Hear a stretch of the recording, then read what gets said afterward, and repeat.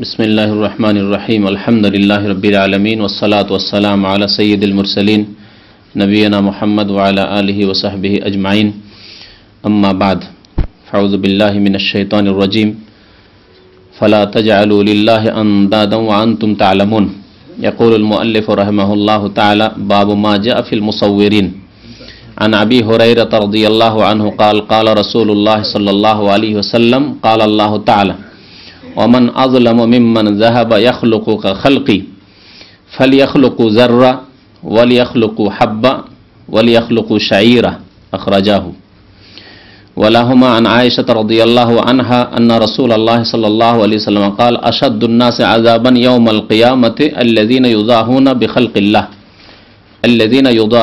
बिख़ल्क़िल्लाह वलहुमा अन इब्न अब्बास क़ाल समिअतु रसूलल्लाह सल्लल्लाहु अलैहि वसल्लम यक़ूल कुल्लु मुसव्विरिन फिन्नार युजअलु लहु बिकुल्लि सूरतिन सव्वरहा नफ्सुन युअज़्ज़बु बिहा फी जहन्नम वलहुमा अन्हु मरफूआ मन सव्वर सूरतन फी दुनिया कुल्लिफ़ा अन यनफ़ुख़ा फ़ीहा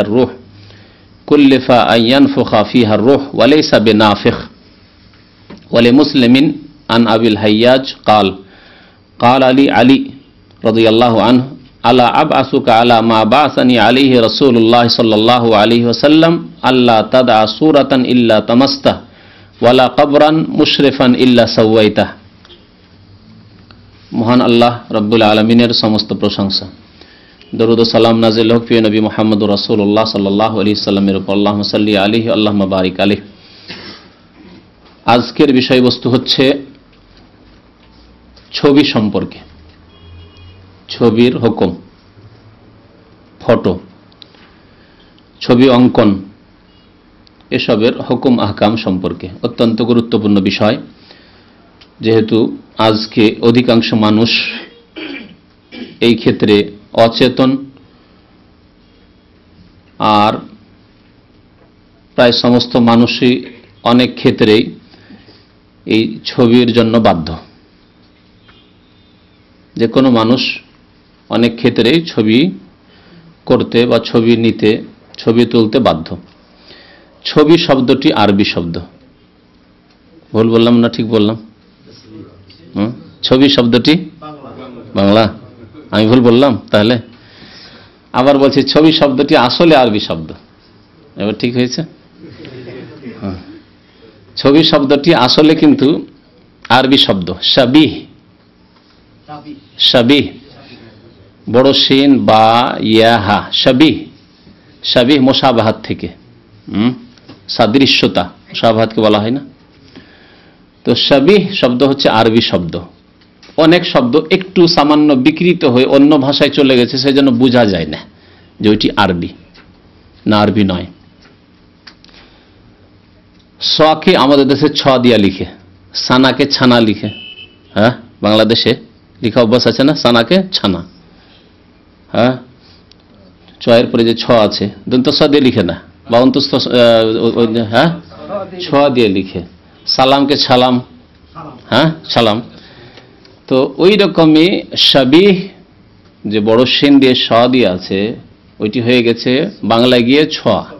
ছয়ের পর যে ছ হয়ে গেছে, ছবি হয়ে গেছে। আর শেষখানে হা আছে, ওটা বাংলাতে হালকা করে দেওয়া হয়েছে, করে দিয়ে হয়ে গেছে ছবি, বৈদিকের বি। হ্যাঁ, ছবি আসলে হচ্ছে শাবিহ। বাংলাকে পুর করে পড়া হয়, বাংলাতে তাফখিম খুব বেশি আছে, কেরাত তো বুঝেন অনেকেই, মানে মোটা করে পড়া অভ্যাস বেশি আছে। তো শাবিহকে যদি একটু গোল করা যায়, পুর করা যায়, তাফখিম, তাই কি হবে? ছবি। ছবি হয়ে গেছে, তারপরে হা হজফ হয়ে গেছে ছবি। বুঝতে পারলেন?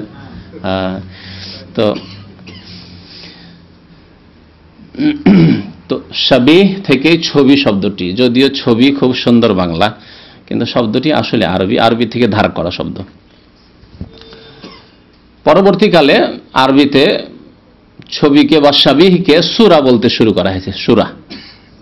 আজকাল মানুষ শাবিহ শব্দ খুব কম বুঝবে। যারা আদব সাহিত্য ভালো আরবি বুঝে তারাই বুঝবে যে শাবিহ মানেও ছবি হয়, ফটো হয়, আর সূরাতুন মানেও কি হয়? ফটো বা ছবি হয়। আজকাল যেটি প্রচলিত আরবি শব্দ সেটি হচ্ছে সূরা। সূরা মানে ফটো, সূরা মানে ছবি। তো লেখক বলছেন বাবু মাজা ফিল মুসাউবিরিন, এই অধ্যায় হচ্ছে ছবি অঙ্কনকারীদের সম্পর্কে। ছবি অঙ্কনকারী যারা চিত্রকর, তাদের হুকুম আহকাম, তাদের বিধান সম্পর্কে, তাদের শাস্তি সম্পর্কে রাসূলুল্লাহ সাল্লাল্লাহু আলাইহি ওয়াসাল্লাম কি বলেছেন। ছবি অঙ্কন শরীয়তে হালাল না হারাম? হারাম। যখন হারাম, তাহলে কোনো হারাম বস্তু সম্পর্কে যদি আমাদের কোরআন এবং হাদিসের আলোকে জানা সম্ভব হয় যে কেন হারাম, তো সেটি দূষিত নয় বা দোষণীয় নয়, খারাপ নয়। যদি জানা সম্ভব হয় কোরআন এবং হাদিসের দ্বারা যে কেন হারাম, কারণ কি, হিকমত কি, তাহলে ভালো কথা। তাহলে ঈমান আরো মজবুত হবে যে আমরা এই সম্পর্কে আরো বেশি ইলম হাসিল করতে পারলাম যে এই কারণে হারাম। আর যেখানে গিয়ে জ্ঞানের একটা সীমানা রয়েছে, সেখানে গিয়ে থেমে গেল, আর বুঝতে পারল না, জানতে পারল না যে এর হিকমত কি, রহস্য কি, তত্ত্ব কি, হারাম কেন, সেখানে গিয়ে স্টপ। যদি কোনো কিছু শরীয়তে কোরআন এবং হাদিসে হারাম করা হয় আর তার কারণ উল্লেখ না থাকে, তাহলে তা আমাদের জন্য জানা জরুরি নয়। সে সম্পর্কে আমাদের চেষ্টা চালানোর কোনো প্রয়োজন নেই, কারণ আমরা না দেখাই বিশ্বাসী। আল্লাযীনা ইউমিনুনা বিল গায়ব, আমরা এমন এক উম্মত যারাকে আল্লাহ এই জন্যই হিদায়াত করেছেন যে তারা প্রথম এই শর্ত পুরা করেছে আল্লাহর, হুদাল লিল মুত্তাকিন আল্লাযীনা ইউমিনুনা বিল গায়ব, যারা না দেখে বিশ্বাস করে। আল্লাহ বলেছেন, তার রাসূল বলেছেন, আল্লাহর চাইতে বেশি সত্য বলনেওয়ালা আর কেউ নেই, আর আল্লাহ রাসূল চাইতে বেশি সত্য আর কেউ বলেননি। সুতরাং আল্লাহ এবং তার রাসূল যখন বলেছেন হারাম, হারাম। এর কারণ হিকমত আল্লাহ আলম, আল্লাহ বেশি জানেন, এবং রাসূলুল্লাহ সাল্লাল্লাহু আলাইহি ওয়াসাল্লাম যদি আল্লাহ সে সম্পর্কে জ্ঞান দিয়ে থাকেন তাহলে তিনি জানেন, আল্লাহ এবং তার রাসূল জানেন। আমাদেরকে যতটা জানানো হয়েছে তা আমরা জানবো, আলহামদুলিল্লাহ। আর জানানো হয়নি বা জানার কোনো ব্যবস্থা আমাদের কাছে নেই, কোনো রাস্তা নেই, তাহলে আমরা ঈমান রাখবো যে আল্লাহ এবং রাসূল কোনো কিছু হারাম করেছেন, নিশ্চয় তাতে আমাদের দুনিয়ার ক্ষতি আছে অথবা আখিরাতের ক্ষতি আছে, সেই জন্য হারাম করেছেন। শুকরের গোশত হারাম করেছেন, নিশ্চয় হিকমত আছে তার হারাম হয়।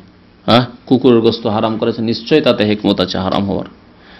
মাদক দ্রব্য হারাম করেছে, নিশ্চয় তাতে হিকমত আছে হারাম হওয়ার। জুয়া হারাম করেছে, নিশ্চয় তার হারাম হয়, হিকমত আছে। জানি তো আলহামদুলিল্লাহ, না জানি তবু আলহামদুলিল্লাহ, যেহেতু আল্লাহ রাসূল জানাননি সেজন্য জানি না। আর নিজের পক্ষ থেকে অতিরিক্ত কিছু বলার প্রয়োজন নেই। তো ছবি এমন একটি বিষয়, যে বিষয়টি হারাম, এর হিকমত সম্পর্কে উলামায়ে কেরামরা হাদিসের আলোকে দুইটি কথা বলেছেন, যে দুইটি কারণে বা দুইটি হিকমতের কারণে, দুইটি রহস্যের কারণে আল্লাহ রাব্বুল আলামিন ছবি অঙ্কন, চিত্রাঙ্কনকে আল্লাহ রাব্বুল আলামিন কি করেছেন? হারাম করেছেন বা নিষিদ্ধ করেছেন। তার মধ্যে একটি হচ্ছে আল্লাহর সাথে, আল্লাহর কাজের সাথে, আল্লাহর সৃষ্টির সাথে সাদৃশ্যতা অবলম্বন করা। আল্লাহ সৃষ্টি করেন, সৃষ্টিকর্তা আল্লাহ খালেক, যে ব্যক্তি চিত্র অঙ্কন করে সেও যেন দাবি করে যে আমিও ওই রকমই সুন্দর চিত্র তৈরি করতে পারি আর সুন্দর ফটো তৈরি করতে পারি। এর আল্লাহর সাথে যেন সে শরীক হতে চায়, নিজেকে শরীক করতে চায়। মহান আল্লাহ রাব্বুল আলামিন সূরা বাকারা আয়াত নম্বর 22 এ ইরশাদ করেছেন, ফালা তাজআলু লিল্লাহি আনদাদা, আল্লাহর জন্য তোমরা কোনো শরীক সাব্যস্ত করিও না।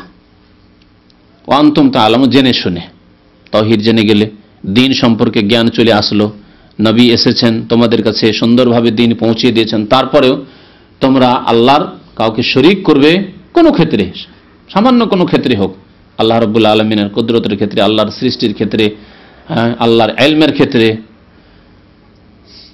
ফালা তাজআলু লিল্লাহি আনদাদা ওয়া আনতুম তাআলামুন, না হলে মুশরিক হয়ে পড়বে। তার আগে আল্লাহ রাব্বুল আলামিন বলেছেন, ইয়া আইয়ুহান নাসু উবুদু রাব্বাকুমুল্লাযী খালাকাকুম, একমাত্র সেই রবের ইবাদত করো তোমরা যিনি তোমাদেরকে সৃষ্টি করেছেন।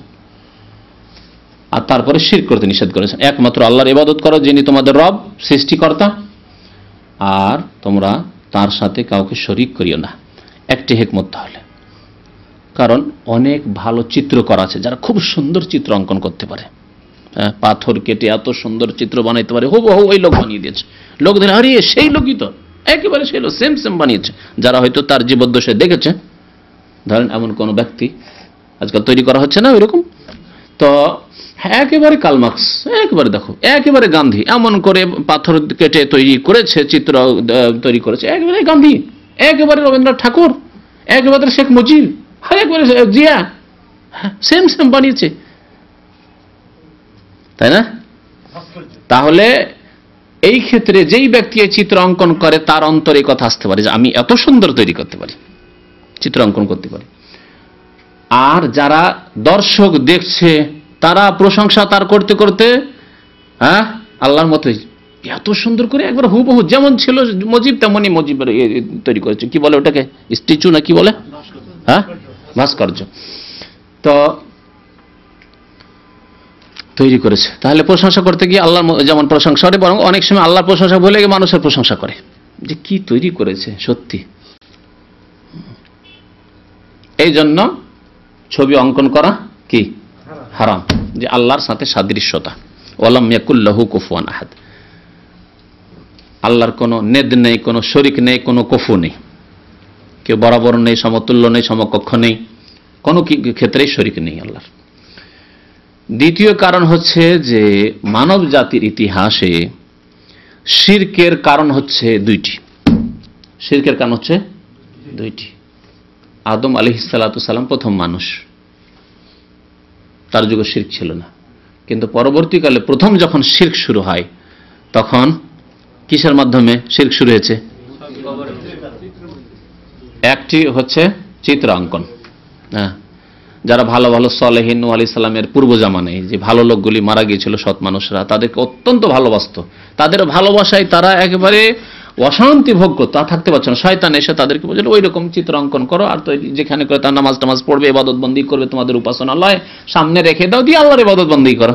তাহলে চিত্র অঙ্কন প্রথম হলো, তারপরে কিছুদিন পর ওই লোকগুলি, বুড়া লোকগুলি যখন মারা গেল, যারা চিত্র অঙ্কন করেছিল মহব্বতের জন্য, ভালোবাসার জন্য, সামনে রাখবো তাহলে আমাদের ইবাদত বন্দেগীতে বেশি আগ্রহ জন্মাবে, বেশি মন লাগবে, আর একাগ্রচিত্তে আল্লাহর ইবাদত বন্দী করতে পারো। ইবাদত আল্লাহরই করতো, কিন্তু সামনে তারা কি রাখতো? ওই মূর্তিগুলিকে রাখতো, চিত্রগুলিকে রাখতো। তারপরে যখন ওই জেনারেশন মারা গেল, পরে জেনারেশন আসলো, তখন শয়তান দেখলো যে এরা তো আরো অজ্ঞ জাহেল, তো এদেরকে তো খুব সহজে গুমরা করা যায়, মুশরিক বানিয়ে দেওয়া যায়। তখন বলে তোমরা কি করছো? বলছে আল্লাহর ইবাদত বন্দী করছো। এগুলো কি? বলছে এগুলি আমাদের ওলিয়া উলিয়া সৎ লোক সলেহীন এরা ছিল, সামনে রেখেছি যাতে করে আমাদের বাপদাদারা এই কাজই করতো, যে এদের সাথে মহব্বত করি আমরা, সুতরাং এদের ছবিগুলি দেখলে যে এত সৎ লোক ছিলেন, তো আমরাও সৎ হওয়ার চেষ্টা করবো। সহিহ বুখারীতে এই রিওয়ায়াত আছে না নেই? সহিহ বুখারী শরীফে আব্দুল্লাহ বিন আব্বাস রাদিয়াল্লাহু তাআলা আনহুমা এই রিওয়ায়াত বর্ণনা করেছেন। প্রথম মানব জাতির মধ্যে শিরক এভাবে ঢুকে। তখন ইবলিস শয়তান তো আর ওই ইবলিস শয়তান হয়ে আসেনি, সে বড় হুজুর হয়ে এসছে। একবার বড় হুজুর হয়ে এসছে, বড় পীর মুর্শিদ হয়ে এসছে, ওলি সেজে, আল খাল্লা জুব্বা লাগিয়ে, টুপি টাপি লাগিয়ে, বড় দাড়ি নিয়ে একবার এভাবে এসছে। আসার পরে বলছে যে তোমরা বোকা লোক, তোমাদের বাপদাদারা খুব জ্ঞানী ছিল, আরে তারা এদেরকে ডাকতো, এদেরকে ডাকলে এরা আল্লাহর কাছ থেকে জান্নাত নিয়ে দিবে, এরা হচ্ছে এত নেক লোক যে এদেরকে ডাকলে তোমাদের আর কোনো চিন্তা থাকবে না, বা মাধ্যম ধরো সরাসরি আল্লাহ পর্যন্ত পৌঁছা যায়, ওসিলা ধরতেই তো হবে। কথা বুঝতে পেরেছেন? তাই নাকি? বলছে আমি বলছি বৃদ্ধ মানুষ, মুরব্বী মানুষ, আমার কথা বিশ্বাস করো না? দেখেছি তোমাদের বাপ দাদাকে, আমার বয়স হয়ে গেল এত 100-150 ইত্যাদি ইত্যাদি, তখন তো আরো বেশি বয়স হইতো, 500-700 1000 বাস্তব, এত 1000 বছর বয়স আমার, আমি জানি না? তোমরা কি জানো সব পোলাপান যুবক? ঢাকো এদেরকে ডাকো, তাহলে আল্লাহকে পাবে। লাগিয়ে দিল শিরক করতে। তো একটি শিরকের রাস্তা হচ্ছে চিত্র তৈরি করা, ছবি অঙ্কন। দ্বিতীয় শিরকের রাস্তা হচ্ছে কবরকে পাকা করে উঁচা করা। কবরকে পাকা করা আর উঁচা করা। কতটুকু উঁচা করার আদেশ দিয়েছেন নবী করিম সাল্লাল্লাহু আলাইহি ওয়াসাল্লাম? অনুমতি আধা হাত, জি, এর বেশি নয়। এর আর পাকা করতে নিষেধ করেছেন। নাহা রাসূলুল্লাহ আন ইউজাসসাসাল কবর, নবী করিম সাল্লাল্লাহু আলাইহি ওয়াসাল্লাম কবরকে ইট দিয়ে, সিমেন্ট দিয়ে বাঁধতে, পাকা করতে নিষেধ করেছেন। মুআইয়ুবনা আলাইহি, তার উপর ঘর নির্মাণ করতে, গম্বুজ তৈরি করতে, মিনারাত তৈরি করতে, সব নিষেধ করেন। ইবনা আলাইহি, বিনা তার উপর ঘর তৈরি করতে নিষেধ করেছেন। নাহা ইউত্তাখাযা ঈদান, সেখানে ওরস মেলা লাগাতে নিষেধ করেছেন।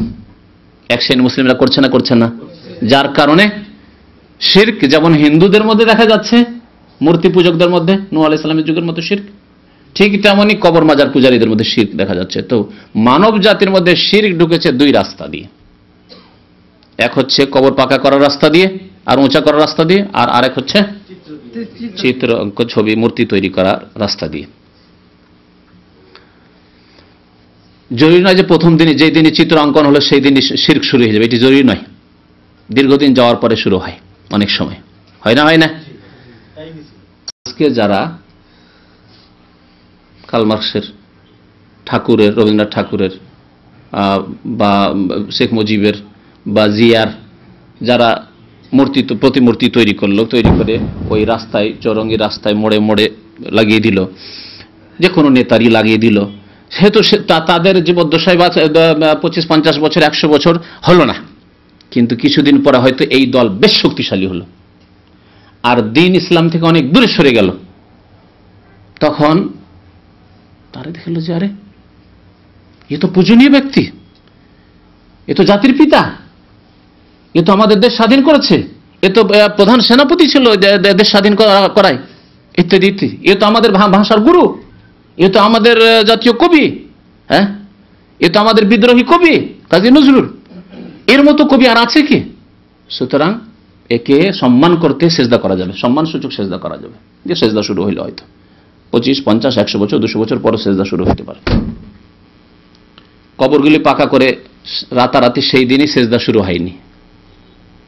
প্রথম তাদের মহব্বতে, ভালোবাসায় সাধারণ করে কবর রাখবো, জনসাধারণে যেমন কবর হয় আমলোকের, সাধারণ লোকদের, তেমন আল্লাহর ওলি, আল্লাহর নেক বান্দা, এত বড় আলেম ছিলেন, এত বড় ওলি বুজুর্গ ছিলেন, তার কবরকে এরকম রাখবো না, পাকা করো, খরচ করো, পাকা করা হইল। তার কবরকে ওই আধা হাত করে রাখবো না, উঁচা করো, 2 হাত, 1.5 হাত, 3 হাত উঁচা করো, তারপর গম্বুজ তৈরি করো, মসজিদের মধ্যে কবর দাও, হ্যাঁ, এইসব করে লিখে দাও নাম, একবারে নেম প্লেট, যে অমুক পীর সাহেব ছিলেন এত সালে তার ইন্তেকাল, হ্যাঁ, এত বড় বুজুর্গ ছিলেন, কিছু কেরামত তার লিখে দাও। 25-50 বছর গেল, 100 বছর গেল, তখন কবর পূজা শুরু হলো, মাজার পূজা শুরু হলো, নাম হয়ে গেল মাজার কবর থেকে, আর তখন ওই মাজার পূজা শুরু হলো। তো মানব জাতির ইতিহাসে শিরক এই দুই রাস্তা দিয়ে ঢুকেছে, আর এই দুই জাতি মুশরিক হয়েছে, সমানভাবে মুশরিক হয়েছে। যেমন মূর্তি পূজকরা মুশরিক হয়েছে, তেমন কবর পূজারীরাও মুশরিক হয়েছে, সমান মুশরিক, কোনো পার্থক্য নেই। আর এই দুই শিরক বিদ্যমান ছিল নবী সাল্লাল্লাহু আলাইহি ওয়াসাল্লামের জামানায় আবু জাহল, আবু লাহাবদের মধ্যে, মক্কার মুশরিক, আরবের মুশরিকদের মধ্যে দুই রকমের শিরক মজুদ ছিল। কবরের আকারেও পূজা হতো আর মূর্তির আকারেও পূজা হতো। তো ছবি অঙ্কন বা ছবি সুরক্ষিত রাখা, খোলা জায়গায় রাখা, ঝুলিয়ে রাখা, এসব বিভিন্ন স্তর আছে, মনে রাখবেন। ছবি অঙ্কনের বা ছবি ঝুলিয়ে রাখা, ছবি রাখার আর ছবি হেফাজত রাখার বিভিন্ন স্তর আছে, সবগুলি সমান নয়। সবগুলি সমান নয় বলার উদ্দেশ্য হচ্ছে যে একজন লোক পাথর দিয়ে তৈরি করলো একটা ছবি, চিত্র অঙ্কন করলো, একজন লোক মাটি দিয়ে, কাদা দিয়ে তৈরি করলো, হ্যাঁ, এদের হিন্দুদের মূর্তির মতো, দেবী দেবতার মতো, হ্যাঁ, পুতুল প্রতিমা তৈরি করলো। আর আরেক ছবি, সেও ছবি অঙ্কন করছে, সে কি ছবি অঙ্কন করে না?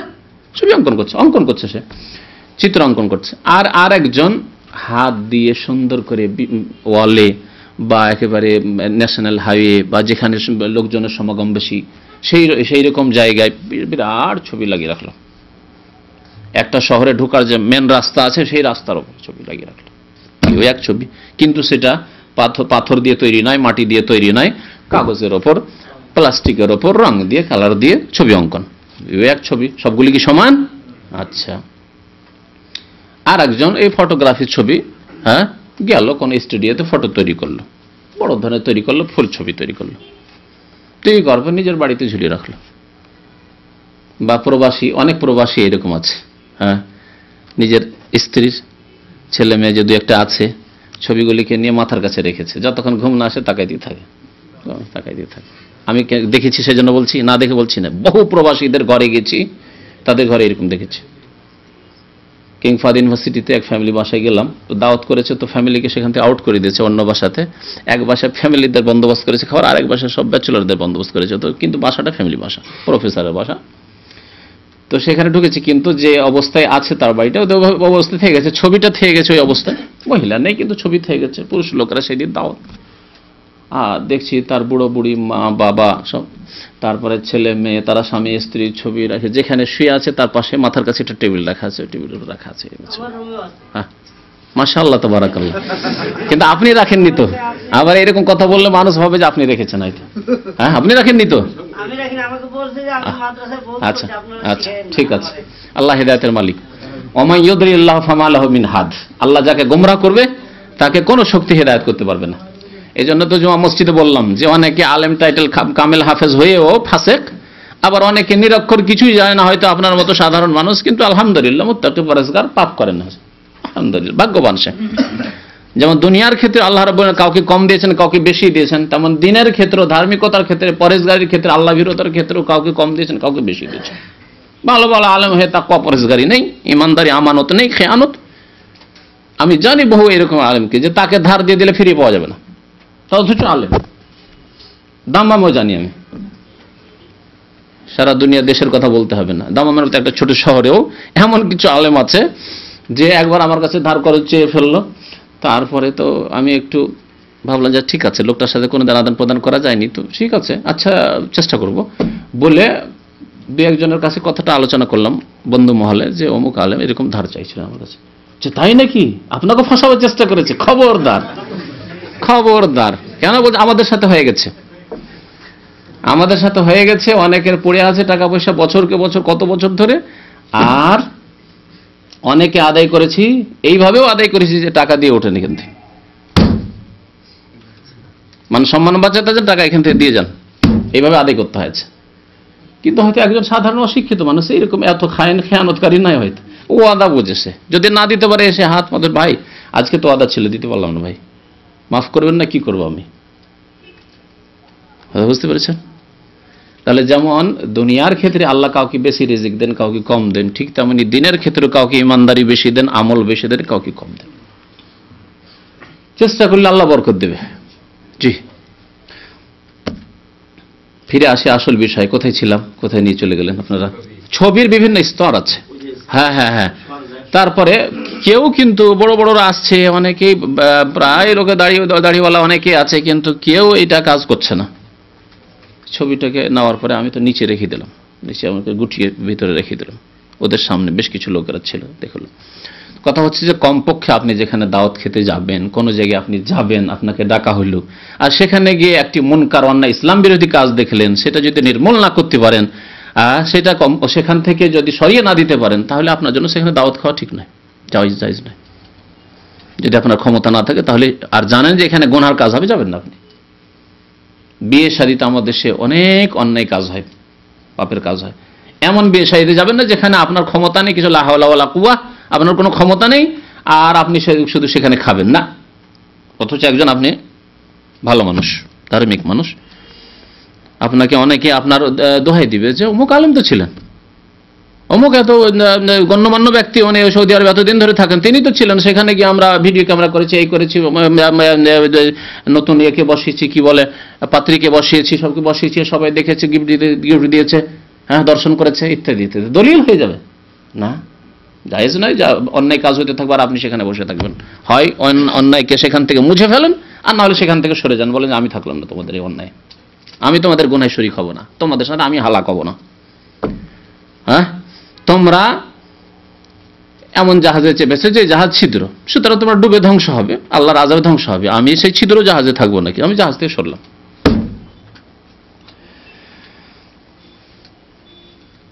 আবার কেউ আছে যে রাখে, হয়তো স্মরণীয় করে রাখবো, কিন্তু লুকিয়ে রেখেছে, খোলা জায়গায় রাখেনি,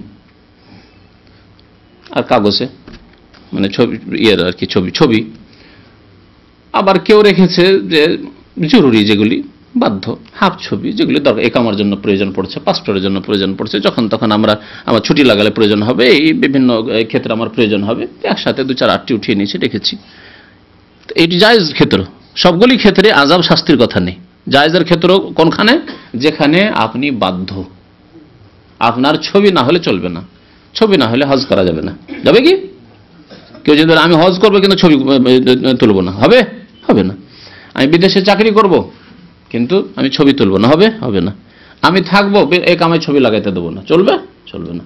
আমি থাকবো, আমি পাসপোর্ট করবো বিনা ছবিতে, হবে? হবে না। তাহলে এই ক্ষেত্রে আপনার কোনো গুনাহ নেই ইনশাআল্লাহ, জায়েজ। আর সবচাইতে বড় শাস্তি যে সব ছবিতে বলা হয়েছে সেগুলি কোন ধরনের ছবি? কারণ একটি হাদিস আছে, আসাদুন নাসি আযাবান ইয়াউমাল কিয়ামাহ, সবচেয়ে বড় শাস্তি, কঠোর শাস্তি হবে কিয়ামতের দিনে কাদের? আল্লাযীনা ইউযাহিউনা বিখালকিল্লাহ, আল্লাহর সৃষ্টির সাথে যারা সাদৃশ্যতা অবলম্বন করে, আল্লাহর সৃষ্টির মতো যারা সৃষ্টি করার জন্য প্রয়াস চালায়, অর্থাৎ আল্লাহর সৃষ্টির মতো তারা চিত্র অঙ্কন করে। তারা কারা? তারা দুই রকম, এটাও শুনে রাখেন, তারপরে হাদিসগুলি তরজমা করবো, তাহলে বুঝতে পারবে। তারা হচ্ছে দুই রকম। এক হচ্ছে যারা মূর্তি তৈরি করে এই উদ্দেশ্যে যে এই মূর্তিগুলির, প্রতিমাগুলির পূজা হবে। মূর্তি প্রতিমা তৈরি করে কি উদ্দেশ্যে? পূজা হবে। যেমন হিন্দুদের মূর্তি তৈরি করে, মূর্তির ব্যবসা যাদের। অথবা মুসলিম জাতির কিছু গুমরাহ মুশরিক দলগুলির মধ্যে আছে যারা বড় করে সুন্দর করে ছবি অঙ্কন করে দোকানে দোকানে রাখে, আর সেই ছবির, সেই ওলির, সেই পীরের পূজা হয়। অফিসে রাখে, দোকানপাটে রাখে, বিভিন্ন জায়গায় ঘরে রাখে, আর সকাল বিকাল সেই ওলির, সেই পীরের, সেই মুরব্বীর, সেই ইমাম, সেই নেতার পূজা হয়। যেমন একটি দলের কথা বলছি, আমি নিজের চোখে দেখেছি বড় বড় শহরগুলিতে। সেই দলটি হচ্ছে বোহরা, শিয়া রাফেজিদের মধ্যে, শিয়াদের মধ্যে মুশরিক দলের শীর্ষস্থানীয় একটি দল হচ্ছে বোহরা। বোহরা, আগাখানি, এগুলি হচ্ছে একেবারে ডাহা কুফরিতে ডুবে থাকা দল। তো এই বোহরা, তাদের প্রত্যেক যুগে একজন ইমাম থাকবে। আর বর্তমান ইরানি শিয়া যারা, রাফেজি শিয়া, ইসনা আশারিয়া, 12 ইমামওয়ালা যা শিয়া, তাদের কাছে শুধু 12 ইমাম মাসুম, 12টি ইমাম তাদের মাসুম। এক গুমরাহি, কুফরি। রাসূলুল্লাহ সাল্লাল্লাহু আলাইহি ওয়াসাল্লাম ছাড়া তারপর আর কেউ মাসুম না। আছে কি কেউ? রাসূলুল্লাহ সাল্লাল্লাহু আলাইহি ওয়াসাল্লামের পরে, তার আগে আম্বিয়া কেরামরা মাসুম ছিলেন, কিন্তু তারপরে তার কোনো নবী আসেনি। সুতরাং কোন সাহাবী ও সাহাবী হিসাবে একজনকে ধরলে মাসুম না, হতে পারে তার দ্বারা ভুল ত্রুটি। সাহাবীর জামাত দলটি, পুরো দলটি, যেহেতু উম্মতে মুসলিমা, উম্মতে মুসলিমা সবাই ভুল করতে পারে না, এজন্য বলা হয়েছে পুরো উম্মত হিসাবে সাহাবায়ে কেরামরা মাসুম। পার্থক্যটা বুঝে নেন ভালো করে। এখানে গিয়ে অনেকেই গুমরাহ হয়েছে। এক ব্যক্তির ভুল হতে পারে, একজন সাহাবী, কিন্তু সমস্ত সাহাবীর ভুল হয়ে যাবে, সবাই ভুল সিদ্ধান্ত নিয়ে নেবেন, এটা হইতে পারে না। এখান থেকে বোঝা গেল যে প্রথম খলিফা যে শপথ নেওয়া হয়েছে এবং খলিফা তাকে নিযুক্ত করা হয়েছে, খলিফাতুল মুসলিমিন আবু বকর, সমস্ত উম্মত মিলে করেছেন না, সুতরাং তিনি খলিফা বারহাক। সমস্ত উম্মত গুমরাহ হতে পারে না। পক্ষান্তরে রাফেজি, ইসলামের দুশমন যারা, শত্রু শিয়া, তারা বলছে যে না, প্রথম খলিফা বাতিল। তাহলে তাদের ধারণায় তাহলে সাহাবায়ে কেরামরা মাসুম না, পুরো দলটি, উম্মত ভুল পথে চলে গেছে, গুমরাহ হয়ে গেছে। নবী সাল্লাল্লাহু আলাইহি ওয়াসাল্লাম, ইন্না উম্মতি লা তাজতামি আলা দালালা, আমার উম্মত হিসাবে সবাই একমত হয়ে যাবে না গুমরাহির উপর। সারা বিশ্বের মুসলিম একেবারে গুমরাহিতে, কবর পূজা, মাজার পূজা ডুবে যাবে। সারা বিশ্বের মুসলিম একেবারে ভুল সিদ্ধান্ত নিয়ে নেবে, না, হতে পারে না। অল্প হলেও তাইফাতুম মিন উম্মতি, নবী বলেছেন আমার উম্মতের একটি দলও সত্যের ওপর, হকের ওপর জয়ী থাকবে। জাহিরিনা আলাল হক, আছে না, সহিহ বুখারী মুসলিম শরীফের হাদিস। তাহলে সাহাবায়ে কেরাম, তারপরে দ্বিতীয় খলিফা ওমর রাদিয়াল্লাহু তাআলা, তৃতীয় খলিফা এমনকি উসমান রাদিয়াল্লাহু তাআলা আনহু, সবার সাথে বায়াত হলো উম্মতে মুসলিমা, সেই যুগের সাহাবায়ে কেরাম এবং সাহাবায়ে কেরামদের আওলাদ যারা তাবেঈন, তারা সবাই এক বাক্যে মেনে নিয়েছেন, তাদের খেলাফত মেনে নেননি। দ্বিমত করেছেন যে ওসমানকে খলিফা মানব না, ওমরকে খলিফা মানব না, দ্বিমত করেননি। তাহলে তাদের ইজমা হয়ে গেছে, ঐক্যমত হয়ে গেছে এই খেলাফতের ওপর। আর তারা যখন সবাই একমত হয়েছেন, তাহলে তারা নিশ্চয় ভুলের ওপর একমত হতে পারেন না। জি, এই দিক দিয়ে উম্মত মাসুম, আর ব্যক্তি হিসাবে কোনো ব্যক্তি মাসুম নেই। তো এদের কাছে 12 ইমাম মাসুম, এই এক গুমরাহি তাদের। আর এই বোহরা যে দলটি আর আগাখানি, এইসব দলের কাছে প্রত্যেক যুগের যে ইমাম হবে সে মাসুম। 1400 বছর পরে আজকে যে ইমাম থাকবে সে হবে কি? মাসুম, নিষ্পাপ। তাদের ইমাম মাসুম, এবং সে ইমামের পূজা করে, তারা সিজদা করে। হিন্দুদের মতো, যেমন হিন্দুদের দোকানপাটে অফিসে ঢুকলে প্রথম গিয়ে কি করে, নমস্কার টমস্কার করে, পূজা টুজা করে, বাতি ফাতি দিয়ে এসব করে হিন্দুরা, তেমনি এই বোহরারা, এই শিয়া রাফেজিদের মধ্যে বোহরা এরা, তাদের ইমামকে সুলতান বলে। এই ছবি তাদের বোহরাদের ইউনিফর্ম আছে, তাদের মহিলাদের ইউনিফর্ম আছে, তাদের বোরকার বা উপরের লেবাসের, আর তাদের পুরুষদের একটা পাঞ্জাবি আর টুপির ইউনিফর্ম আছে। এরা বেশিরভাগ সংখ্যাগরিষ্ঠ মোটামুটি করাচিতে পাকিস্তানের, আর ভারতের বোম্বাই, আর হ্যাঁ আহমেদাবাদেও মনে হয় আছে, যখন অন্য জায়গার কথা জানি না, যেহেতু ওগুলো তো যাইনি আমি। তো এদের যেখানেই দোকানপাট আছে, এরা পয়সাওয়ালা, সেখানে তাদের ওই সুলতানের ছবি দোকানে থাকবে, অফিস থাকলে অফিসে থাকবে, আর সকাল বিকেল ঢুকলেই ওর পূজা দিবে, তারপরে তখন কাজকর্ম, তার ব্যবসা বাণিজ্য শুরু করবে। এ মুশরিক দল, এই ছবির পূজা।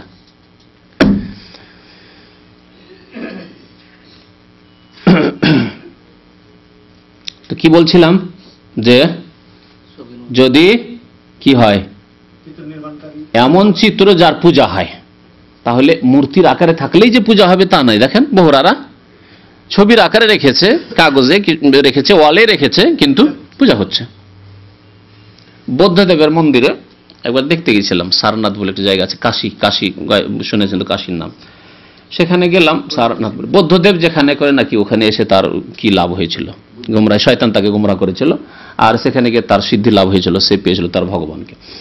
তো সেখানে গিয়ে শয়তান তাকে স্বীকার করে। শয়তান কিন্তু খেলা করে মানুষকে নিয়ে, যখন বিভ্রান্তির শিকার হয় তখন শয়তান খেলা করে। আমাদের দেশের পীর মুর্শিদ যাদেরকে বলা হয়, তারা অনেক সময় যে কেরামতি ঝাড়েন না, শয়তান তাদেরকে এনে খেলা করে, শিরক করছে, অথচ তার কেরামতি মুশরিকের কেরামতি হবে নাকি? তাতে জাদুকর কেরামতি হবে, ঠিক না? তো জাদুকর অলৌকিকতা দেখা, আর শিরক কুফরি কবর মাজার পূজা করে অলৌকিকতা যদি দেখায়, তাহলে জানতে পারবে শয়তান নিয়ে তাকে নিয়ে খেলা করছে। শয়তান কিছু এমন কিছু দেখিয়ে দিচ্ছে যে সে আত্মহংকারে ফুটে পড়ছে, যে আরে আমার মতো আছে কি ওলি কামেল, দেখো আমার হাতে অনেক কিছু দেখাইতে পারছি আমি। আর শয়তান ওকে নিয়ে খেলা করছে যে তোকে তো মুশরিক বানিয়ে দিয়েছি, চিরকাল তো তোকে জাহান্নামে নিয়েই থাকবে একসাথে। তো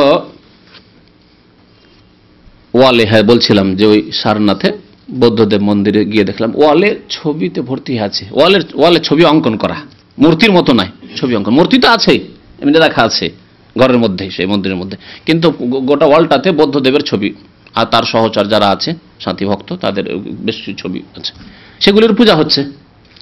তাহলে ওয়ালে ছবি, তারও পূজা হচ্ছে।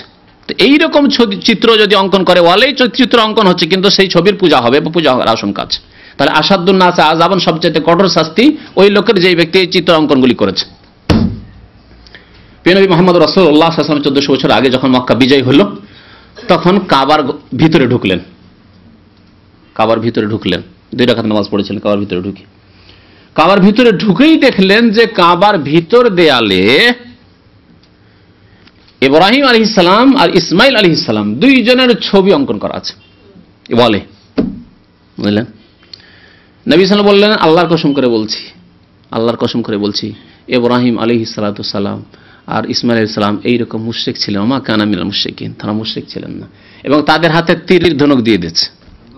হ্যাঁ, মানে হিন্দুদের অনেক দেবী দেবতার হাতে তীর ধনুক থাকে, বা বৌদ্ধদের তীর ধনুক দিয়ে দিচ্ছে, কারণ শিরকের ধর্ম একই ধর্ম, কবর মাজার পূজার ধর্ম, মিশরের কবর মাজার পূজা হোক, আর বাংলাদেশের কবর মাজার পূজা হোক, আর পাকিস্তানের হোক, আর ভারতের হোক, সব একই। কিন্তু ওই রকমই মূর্তি পূজা, ইব্রাহিম আলাইহিস সালামের যুগের মূর্তি পূজা আর হিন্দুদের মূর্তি পূজা আর মক্কার মুশরিকদের মূর্তি পূজা একই পূজা।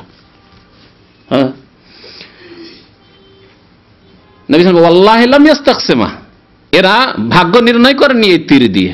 মক্কার মুশরিকরা ভাগ্য নির্ণয় করতো, কোনো সফরে যেতে হলে তীরগুলো বের করতো, আর বের করার পর দেখতো যে হ্যাঁ বলছে তীরে, না না বলছে, হ্যাঁ না কেমন করে বলবে, তীরে লেখা থাকতো নাম, লা, তীরটা বের করতো, তীরের যে থলে আছে থলে থেকে বের করতো, তীরদানি থেকে, আর বের করার পরে দেখতো যে এতে নাম লেখা আছে না, সফরে যাবো না যাবে না, শুভ হবে না হবে না, যদি হ্যাঁ নাম, হ্যাঁ যাও, ঠিক আছে, তীর বলছে যে যাও, ভাগ্য ভালো হবে। তীর বের করলে তো লা, যাওয়া যাবে না, না সফর খারাপ হবে, যাওয়া যাবে না।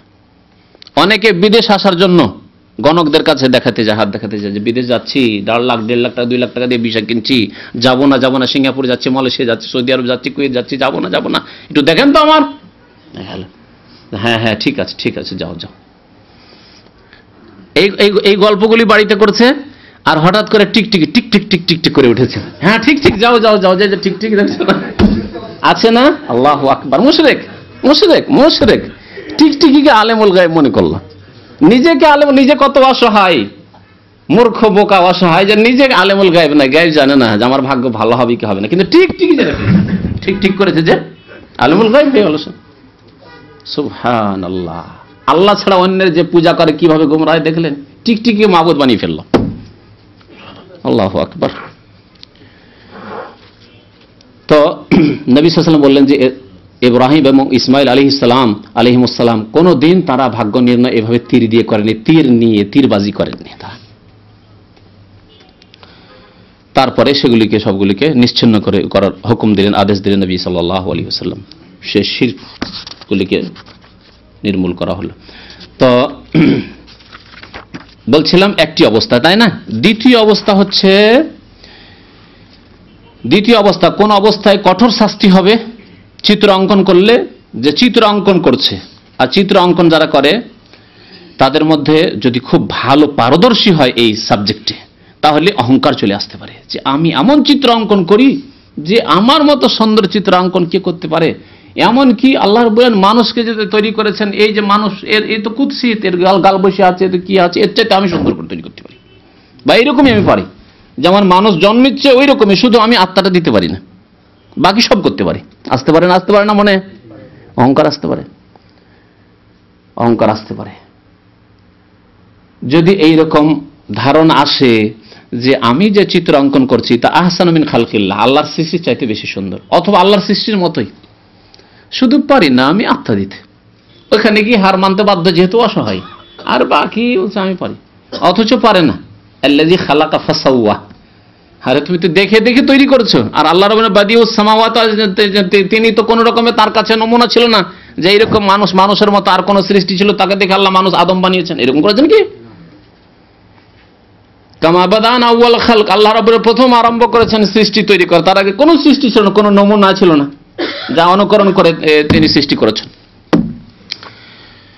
কিন্তু এইরকম ধারণা আসতে পারে, যদি এইরকম কোন ধারণা আসে, চিত্র অঙ্কনই করলো পূজার জন্য না, কেউ পূজা করবে না তার চিত্রের, কিন্তু চিত্র অঙ্কন করে বড় বড় আর্টিস্ট যারা হয় তাদের মধ্যে এইরকম অহংকার ঢুকে যায় যে আমি যেমন আমাকে বলবে যে এইরকম তৈরি করে দেবো, নাক, নকশা, হাত, পা, চোখ, যা যেভাবে বলবে সেভাবে তৈরি করে দিতে পারবো। যদি এরকম ধারণা আসে, আসাদুন নাসি আযাবান ইয়াউমাল কিয়ামাহ, কিয়ামতের দিনে সবচাইতে কঠোর শাস্তি হবে এই দুই শ্রেণীর মানুষকে। আর বাকি অন্যরা যারা হয়তো স্টুডিওতে ছবি তৈরি করছে, স্টুডিওর ব্যবসা, তাদের হুকুম কি? যারা এমনি চিত্র অঙ্কন করছে কিন্তু এরকম ধারণা করে না আমি পারি, কোন রকম চিত্র অঙ্কন করতে পারি, হ্যাঁ, হারাম এবং কাবিরা গুনাহ, হারাম এবং কাবিরা গুনাহ। জি, ছবি অঙ্কন করা এক কথায় কাবিরা গুনাহ, আর তার মধ্যে সবচেয়ে কঠোর শাস্তি কাদের হবে? দুই শ্রেণীর লোককে, যারা পূজা করার জন্য মূর্তি তৈরি করে দিচ্ছে, অথবা চিত্র অঙ্কন করে দিচ্ছে, অথবা চিত্র অঙ্কন করার মাধ্যমে সে ধারণা করছে যে আমি এই আল্লাহর মতো চিত্র অঙ্কন করতে পারি। হ্যাঁ, জি। তারপরে হাদিসগুলি এখন দেখুন। প্রথম হাদিস বুখারী মুসলিম শরীফের হাদিস।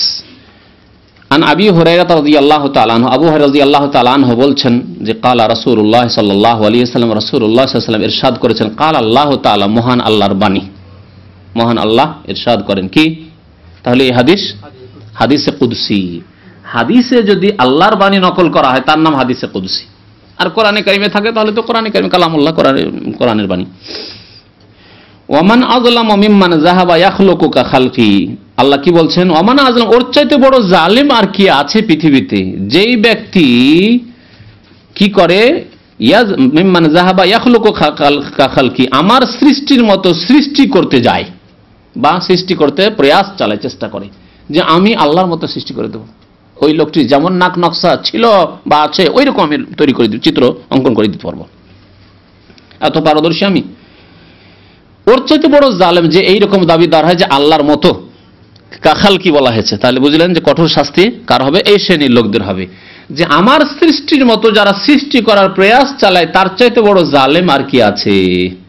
সবচেয়ে বড় জালেম কাফের, সবচেয়ে বড় জালেম মুশরিক। তো এই ব্যক্তি যেন শুধু মুশরিক নয়, বরং নিজেকে আল্লাহর শরীক দাবি করলো, পার্টনার দাবি করলো, ফেরাউনের মতো রব দাবি করলো, হ্যাঁ, মুসাউবির দাবি করলো। আল্লাহ 99টি নামের মধ্যে একটি নাম আছে মুসাউবির, আছে না?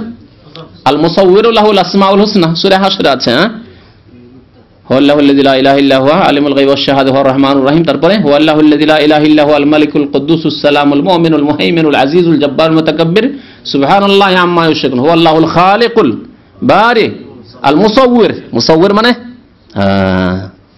তসবিরকারী, চিত্র অঙ্কনকারী। তাই আল্লাহর নাম হচ্ছে মুসাউবির। কেউ যদি দাবি করে যে আমিও পারি, যাহাবা ইয়াখলুকু কা খালকি, আমার মতো সৃষ্টি করতে প্রয়াস চালাই, আল্লাহ বলেছেন ফালিয়াখলুকু যাররা। তাই যদি হয় যে চিত্র অঙ্কন করেই মনে করছে আল্লাহর মতো আমি চিত্র অঙ্কন করতে পারি, ফালিয়াখলুকু যাররা, এক কাজ করো, একটি ক্ষুদ্র পিপিলিকা সৃষ্টি করে দাও। বেশি বড় মানুষ তৈরি করতে তোমাকে বলি না।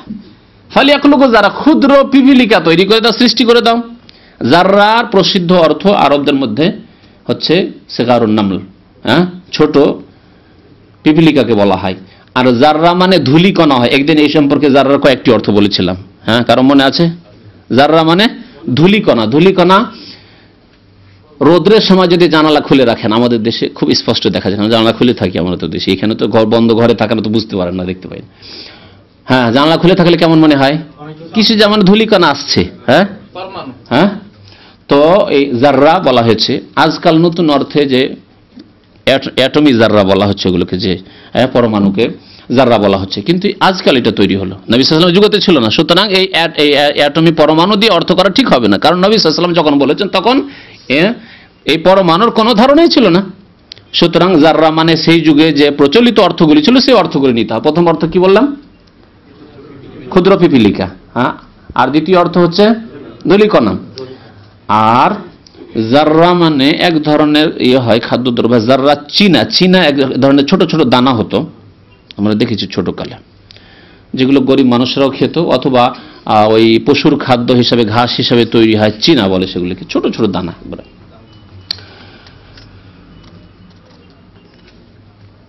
ফালিয়াখলুকু যাররা আও লিয়াখলুকু হাব্বা। ঠিক আছে, পিপিলিকা তৈরি করতে পারবে না, কারণ আত্মা দিতে হবে, তাই না?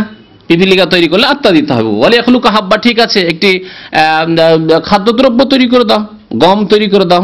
হাব্বা মানে দানা, যে কোনো দানা, খাবারের দানা। চাউল তৈরি করে দাও, ধান তৈরি করে দাও, একটা বুট তৈরি করে দাও, কিছু তৈরি করে দাও। ওয়ালিয়াখলুকু হাব্বা আও লিয়াখলুকু শাইরা, অথবা একটি জব তৈরি করে দাও। জব তৈরি করে দাও তো প্রাণ দিতে হবে না, দাও তৈরি করে দাও। আজকাল আর্টিফিশিয়াল চাউল হচ্ছে, শুনেছেন কি? শোনেননি? কৃত্রিম চাউল তৈরি হচ্ছে, খাদ্যের কাজে লাগছে, কিন্তু আল্লাহর মতো হবে? নিষেধ করা আছে না। নাম্বার 1। নাম্বার 2, এই যে ধান অথবা গম যে আছে, এই ধান বা গম যদি মাটিতে পড়ে যায়, বা আপনি যদি বপন করেন, ছিটিয়ে দেন, তাহলে তার থেকে কি জন্মাবে? জন্মাবে। কিন্তু এই কৃত্রিম চাউল দিয়ে বা কৃত্রিম কোনো কিছু খাদ্যদ্রব্য যদি তৈরি করা হয়, গম তৈরি আর কিছু তৈরি করা হয়, তা দিয়ে কোনোদিনই ফসল জন্মাবে না, হবে না। আচ্ছা, ওয়ালিয়াখলুকু শাইরা আখরাজাহু বুখারী মুসলিম। ইমাম বুখারী, ইমাম মুসলিম এই হাদিসটি বর্ণনা করেছেন। ওয়ালাহুমা আন আয়েশা রাদিয়াল্লাহু আনহা, আরো বুখারী মুসলিমে রয়েছে আয়েশা রাদিয়াল্লাহু তাআলা আনহা থেকে, আন্না রাসূলুল্লাহ সাল্লাল্লাহু আলাইহি ওয়াসাল্লাম রাসূলুল্লাহ বলেছেন, আশাদ্দুন নাসি আযাবান, সবচাইতে কঠোর শাস্তি হবে। আশাদ্দুন নাস, সমস্ত মানুষের মধ্যে সবচাইতে কঠোর শাস্তি হবে কাকে? কিয়ামতের দিন, ইয়াউমাল কিয়ামা, আল্লাযিনা ইউযাহিউনা বিখালকিল্লাহ, যারা আল্লাহর সৃষ্টির সাথে সাদৃশ্যতা করে, আল্লাহর সৃষ্টির মতো সৃষ্টি করার চেষ্টা করে। আল্লাহ সৃষ্টি করেছে মানুষ, মানুষের মতো আমি চিত্র অঙ্কন করে দেবো, যেমন মানুষ তেমন, কার কথা বলবে, যার কথা বলবে তার মতো করে তৈরি করে দেবো।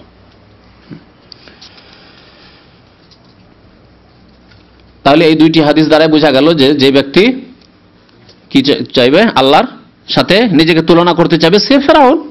আর সেই ব্যক্তি সবচেয়ে বড় শাস্তি ভোগ করবে কাল কিয়ামতে, যে নিজেকে আল্লাহর সমকক্ষ, সমতুল্য বা কাছাকাছি মনে করবে। ওয়ালাহুমা আন ইবনে আব্বাসিন, আরো বুখারী মুসলিমে রয়েছে ইবনে আব্বাস রাদিয়াল্লাহু তাআলা আনহুমা থেকে, কাল সামিআতু রাসূলুল্লাহ সাল্লাল্লাহু আলাইহি ওয়াসাল্লাম, রাসূলুল্লাহ সাল্লাল্লাহু আলাইহি ওয়াসাল্লাম থেকে শুনেছি, ইয়াকুলু, তিনি ইরশাদ করেছেন, কুল্লু মুসাউবিরিন ফিন্নার, প্রত্যেক চিত্র অঙ্কনকারী কোথায়? ফিন্নার, জাহান্নামে যাবে। হাদিসটি কোথায়? বুখারী এবং মুসলিমে। বুখারী মুসলিমের হাদিস। প্রত্যেক চিত্র অঙ্কনকারী জাহান্নামী। তাহলে প্রত্যেক যখন বলা হয়েছে তাহলে বোঝা গেল যে চিত্র অঙ্কন করে যদি আল্লাহর সাথে নিজেকে তুলনা করতে নাও যায়, চিত্র করে তৈরি করে যদি আমি পূজার জন্য নাও দিই, আমি শুধু আমার ব্যবসা পেট ব্যবসার জন্য, তবুও তার পরিণাম কি? ফিন্নার, জাহান্নাম। তাহলে বোঝা গেল যে যেই পাপের কারণে, যেই গুনার কারণে জাহান্নামের কথা বলা হয়েছে সেই গুনাহ কাবিরা না সাগীরা? কাবিরা। অনেকেই বাড়িতে নিজের বাপ দাদা পূর্বপুরুষ বা কোনো হুজুর পীর মুরব্বী তার ছবিকে ঝুলিয়ে রেখেছে। যদি বলা হয় যে এগুলি শিরকের কারণে এগুলি করবেন, বলছে আমরা তো শিরক কোনোদিন করবো না। এটা কল্পনাও করা যায় না। আমরা শিরক করি? বাবাকে কোনো সেজদা করি নাকি? দাদাকে কোনো সেজদা করি নাকি? দাদিকে নানিকে কোনো সেজদা করি নাকি? এসব হয়? তাই হয় না। এসব যুক্তি খাড়া করে। শোনেন, তাদেরকে কি বলবেন? কুল্লু মুসাউয়িরিন ফিন্নার। প্রত্যেক চিত্র অঙ্কনকারী জাহান্নামে যাবে।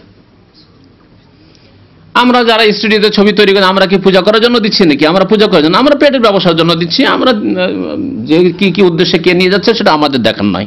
কুল্লু মুসাউয়িরিন ফিন্নার, কুল্লু মুসাউয়িরিন ফিন্নার। যেমন কুল্লু বিদআতিন দালালা, কুল্লু মুহদাসাত, প্রত্যেক নতুন কাজ ধর্মের নামে হইলে ওর নাম বিদআত। ও কুল্লু বিদআতিন, প্রত্যেক বিদআত হচ্ছে গুমরাহি। হ্যাঁ, কেউ যদি বলতে না এগুলি বিদআতে হাসানা, যে বিদআতিরা যে সব বিদআত করে ওগুলি হলো বিদআতে হাসানা তার কাছে, তাহলে তো নিজের খেয়াল খুশি আপনি ধর্ম গ্রহণ করলেন যে আমরা যেগুলো করি সেগুলি হাসানা, আর ওরা যেগুলি করে ওদের কাছে হাসানা, আপনার কাছে সেগুলি সাইয়া। তাহলে এই বিদআতে হাসানা আর সাইয়ার ভাগ কোথায় পেলেন আপনি? কোথাও ইসলামে নেই। রাসূলুল্লাহ সাল্লাল্লাহু আলাইহি ওয়াসাল্লাম বলেছেন কুল্লু বিদআতিন দালালা কুল্লু দালালাতিন ফিন্নার। তেমনি কুল্লু মুসাউয়িরিন ফিন্নার। ইউজআলু লাহু বিকুল্লি সূরাতিন সাওয়ারাহা নাফসুন ইউআযাবু বিহা ফি জাহান্নাম। আরো একটি কথা শুনে, আল্লাহু আকবার, যত ছবি চিত্র অঙ্কন করেছে বা ছবি তুলেছে, ইউজআলু লাহু বিকুল্লি সূরাতিন সাওয়ারাহা, প্রত্যেক ছবির বদলে তার একটি জীবন প্রাণ দান করা হবে। তাহলে 1 লক্ষ ছবি যদি তৈরি করে থাকে তাহলে 1 লক্ষ প্রাণ দেওয়া হবে একজন আব্দুল্লাহকে, যে আব্দুল্লাহ স্টুডিওর মালিক বা চিত্রকর, হ্যাঁ আর্টিস্ট, কি বলে ওদেরকে? আর্টিস্ট বলে না আর কিছু বলে? হ্যাঁ, ফটোগ্রাফার না, যারা এই হাত দিয়ে তৈরি করে অঙ্কন করে, চিত্রকর, আর্টিস্ট। তাহলে একটি প্রাণ দেওয়া হবে একটি ছবির বিনিময়ে। ইউআযাবু বিহা ফি জাহান্নাম, এবং তা দিয়ে তাকে শাস্তি দেওয়া হবে। তার মানে ওই 1 লক্ষ প্রাণ, যতগুলি ছবি তৈরি গেছে ততগুলি প্রাণে তাকে শাস্তি দেওয়া হবে। কত শাস্তি হবে তাহলে? একটি প্রাণে শাস্তি পেলে এত শাস্তি, তাহলে আমার মতো আমি সেই এতগুলি প্রাণ পেয়েছি আর সবগুলিতে শাস্তি হচ্ছে। আল্লাহু আকবার। এই হাদিসটিও কথাকার? বুখারী মুসলিমের হাদিস, মনে রাখবেন। ওয়ালাহুমা, বারবার এই জন্য বলছি যে বুখারী মুসলিমের হাদিস সবগুলি সহিহ, এবং সমস্ত উম্মত, হানাফি শাফি মালিকি হাম্বলি, সমস্ত উম্মতের ইত্তেফাক রয়েছে, ঐক্যমত রয়েছে যে বুখারী মুসলিমে যত হাদিস আছে সহিহ। তালাক্কাতিল উম্মাহ বিল কবুল, সাদরে গ্রহণ করেছে। সে মানেনি, তাবিল করেছে, হয় অজ্ঞতার কারণে অথবা অন্ধ অনুকরণের কারণে, হয় অজ্ঞতার পিছনে আছে অথবা অন্ধ অনুকরণ আছে, অন্ধ তাকলিদ আছে বা আর কিছু আছে। কিন্তু হাদিসের কিতাব হিসাবে আসাহুল কুতুব বাদা কিতাবিল্লাহ সহিহুল বুখারী সুম্মা মুসলিম, এই কথার ইত্তেফাক। সবচাইতে সহিহ কিতাবুল্লাহ পরে কোরআনে কারীমের পরে সহিহ বুখারী, তারপরে হচ্ছে সহিহ মুসলিম। এর উপর ইত্তেফাক আছে তাদেরও। মানার ক্ষেত্রে গিয়ে হয়তো বিকৃতি, অস্বীকৃতি সরাসরি না থাকে, বিকৃতি আর একটি দলিল আছে আমাদের, হ্যাঁ, এই জন্য আমরা ওইটার উপর আমল করছি ইত্যাদি। আমাদের ইমাম সাহেব এত বড় আলেম ছিলেন, তিনি তো আমাদের চাইতে বেশি বুঝতেন। তিনি তো এই হাদিসটি সামনে ছিল তার, তো তিনি এটির উপর আমল না করে ওইটির উপর আমল করেছেন। তার মানে নিশ্চয়ই এই ক্ষেত্রেও চলবে, ওটাও চলবে, এটাও চলবে, বিভিন্ন রকমের অজুহাত এই সব করেছে তারা হয়তো। ওয়ালাহুমা আনহু। আর বুখারী মুসলিম আরো এক রিওয়ায়াত রয়েছে ইবনে আব্বাস রাদিয়াল্লাহু তাআলা মারফু, মানে আল্লাহ রাসূল সাল্লাল্লাহু আলাইহি ওয়াসাল্লাম থেকে, মান সাওয়ারা সূরাতান ফিদ দুনিয়া, যেই ব্যক্তি একটি ছবি অঙ্কন করবে দুনিয়ায়, পৃথিবীতে, কুল্লিফা, তাকে এই দায়িত্ব দেওয়া হবে, কুল্লিফা আইয়ানফাখা ফিহার রূহ, যে তুমি যে ছবি তৈরি করেছো তাতে তুমি কি করো? আত্মদান করো। একটি তৈরি করলে একটিতে দাও, হাজার তৈরি করেছেন তাহলে তাতে আত্মদান করো। ওয়ালাইসা বিনাফিখিন, কিন্তু আত্মা দান করতে পারবে না। দুনিয়াতেও যেমন পারেনি, আখিরাতে তো অসহায়। দুনিয়াতে তো অনেক সম্বল ছিল, অনেক প্রযুক্তি ছিল, অনেক বিজ্ঞান ছিল, জ্ঞান ছিল, বুদ্ধি ছিল, হ্যাঁ, তারপরেও পারেনি। যন্ত্রপাতি ছিল, যন্ত্রপাতি দিয়ে অনেক কিছু আমাদের এক শ্রেণীর লোকেরা করতে পারছে হয়তো, কিন্তু আখিরাতে তো তখন তো কিছুই থাকবে না। দুনিয়াতেই যখন আপনি আত্মা দিতে পারেননি, আত্মা দিতে পারলে তো মানুষ আর ছেড়ে দিত না। হ্যাঁ, যারা বন্ধা বাঁধা মানুষ ছেলে হয় না, তারা ওই কাজই করত। হ্যাঁ,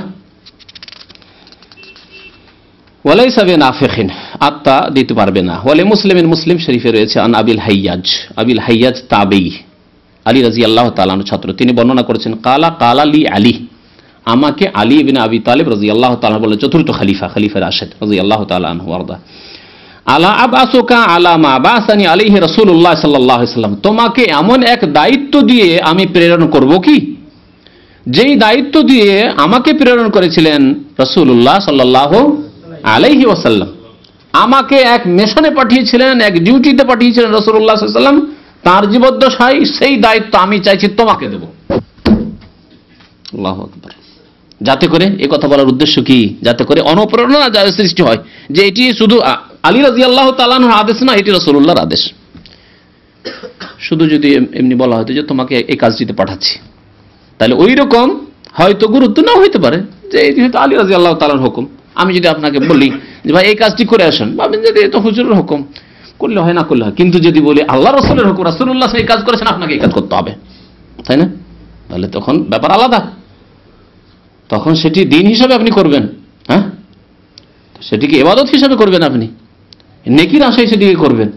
আর সেটিকে আপনি না করলে আপনি গুনাহগার হওয়ার ভয় আশঙ্কা আছে। হ্যাঁ, আল্লাহ এবং রাসূলের নাফরমানির ভয় আছে তখন আপনার। তাই তিনি বলছেন আলা আবাসুকা, তোমাকে কি আমি পাঠাবো না এমন একটি দায়িত্ব দিয়ে, যেই দায়িত্ব দিয়ে আমাকে প্রেরণ করেছিলেন, পাঠিয়েছিলেন রাসূলুল্লাহ সাল্লাল্লাহু আলাইহি ওয়াসাল্লাম। কি দুইটি ডিউটি দিয়েছিলেন। আল্লাহ তাদা সূরাতান ইল্লা তামাস্তাহা, যে কোনো জায়গায় কোনো ছবি যদি দেখো, হ্যাঁ, কোনো মূর্তি যদি দেখো, ছবি হোক আর মূর্তি, সূরা কিন্তু সূরা ছবিকেও বলা হয় আর মূর্তিকেও বলা হয়। যে কোনো অবস্থায় পাথর দিয়ে হোক, মাটি দিয়ে তৈরি হোক, আর কিছু দিয়ে কাঠ লকড়ি দিয়ে তৈরি হোক, আর আপনার কাগজে তৈরি হোক, ওয়ালে তৈরি হোক, ব্যানারে তৈরি হোক, আল্লাহ তাদা সূরাতান ইল্লা তামাস্তাহা, যে কোনো ছবি দেখবে সেই ছবিকে কি করবে, তুমি নিশ্চিহ্ন করে দেবে, মিটিয়ে দেবে। তামাস্তা না, নিশ্চিহ্ন করে দেবে। তামাসা মানে চিহ্ন শেষ করে দেওয়া, তার চিহ্নই না রাখা, নিশ্চিহ্ন করে দেবে একবার। তাহলে যদি পাথরের তৈরি থাকে, ভেঙে চূর্ণ বিচূর্ণ করে দেবে। হ্যাঁ, ওয়ালা কবরান মুশরিফান, আর দ্বিতীয় দায়িত্ব, আর কোন উঁচা কবর যদি দেখো, কবরান মুশরিফান, উঁচা কবর, যতটুকু নবী সাল্লাল্লাহু আলাইহি ওয়াসাল্লাম পারমিশন দেন তার বেশি উঁচা, আধা হাতের বেশি, 1 হাত, 1.5 হাত, 2 হাত উঁচা, পাকা কবর, সাজসজ্জিত করা আছে, লক্ষ লক্ষ লোক ফিতনায় পড়ছে, হাজার হাজার লোক আসার পরে সিজদা করছে, চাদর চড়াচ্ছে, ফুল দিচ্ছে।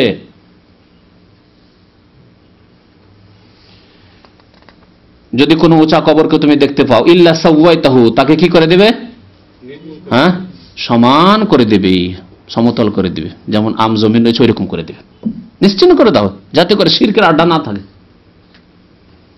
সাওয়াইতাহু, বরাবর করে দেবে। যদি দেখা যায় যে এখানে যদি আধা হাত করে রাখি, কারণ এখানে লক্ষ লক্ষ লোক এসে সিজদা করতো, তাহলে আবার ওই জায়গায় চিনে নিয়ে আবার এসে পূজা শুরু করে দেবে। আজকে ভেঙে গেলাম, আগামী বছর এসে আবার ওরসের মেলা লাগিয়ে দিয়ে পূজা শুরু করে দিবে। তাহলে সবাই তো একেবারে বরাবর করে দেবে, নিশ্চিন্ন করে দেবে ওই জায়গায়, যাতে করে চিনতে না পারে যে কবর কোথায় আছে, ছাপ করে দেবে করে। আর যদি দেখা যায় যে না, এই ফিতনা আর করতে পারবে না, তারা নির্মূল হয়ে গেছে, কবর মাজার পূজারী তারা তাদের কোমর মাজা ভেঙে গেছে, সুতরাং তারা আর এসে এখানে করতে পারবে না, তাহলে মুসলিমের কবরকে আধা হাত উঁচু করে রাখা যায়, যাতে করে বোঝা যায় যে এখানে কবর আছে। আর ফিতনা যদি আশঙ্কা খুব বেশি থাকে, তাহলে সেখান থেকে যদি কিছু থাকেও, প্রথম কথা 30 বছরের বেশি হাড়হাড্ডি থাকে না।